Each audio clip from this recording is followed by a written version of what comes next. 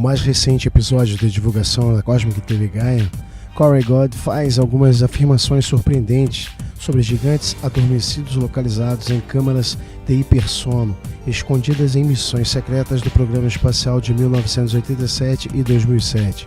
Ele iria rever as informações sobre os blocos de vidro inteligentes e, segundo ele, as câmaras eram como um repositório de informações que o pessoal da World and Solars e outros programas espaciais secretos poderiam consultar sobre vários aspectos da história antiga da Terra.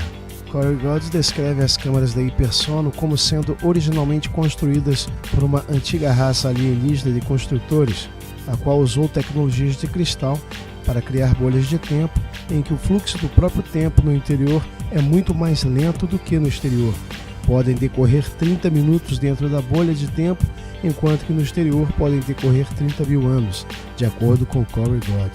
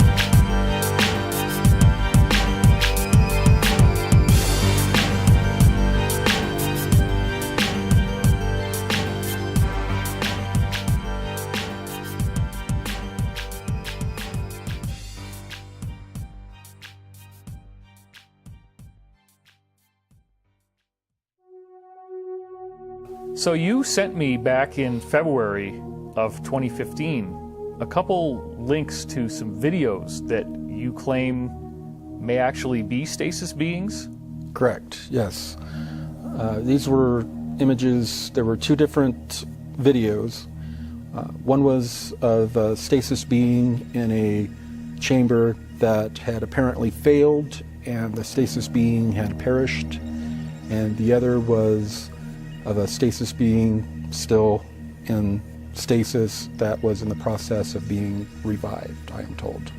What are we going to see here with this first stasis being? The first one we're going to see is the one of the failed stasis chamber and the one where the stasis being had perished. Okay, so let's check that out now. So what's up with the gold fish on his chest that's got the Sumerian cuneiform writing on it? Is there a connection to Sumerian somehow, you think? Yeah, there seems to be, going back into the distant past, a steady progression from a root tongue or a root language that was a kind of a proto-ancient Sumerian language that has popped up in a very few places in modern archaeology. Is it normal for these stasis beings to be buried with gold iconography like this, gold artifacts? Not all of them, no. All right, so now let's check out the second video. In this one, it's different because there's no coins over his eyes. He's got a really long beard.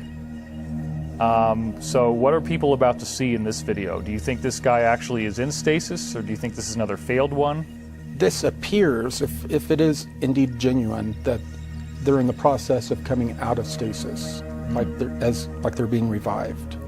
So one of the things that struck me about this was the Egyptian, clearly Egyptian female head on that golden plate that's in there, and this very strange little statue of this guy that has like two snakes coming up from the sides, almost like something out of Hinduism. So it's like we're seeing different religions being blended, and when you look at the newspaper with the Arabic on it, there's some Sumerian cuneiform on the gold next to that. So we've got Hindu, Egyptian, and Sumerian all represented in this one guy. It's not uncommon, and there have been some cave-type structures that were once inhabited by these tall, red-headed, red-bearded beings, that are very tall that especially inhabited North America a long time ago. And there have been artifacts of crossover civilizations Wow. been found. That's very significant.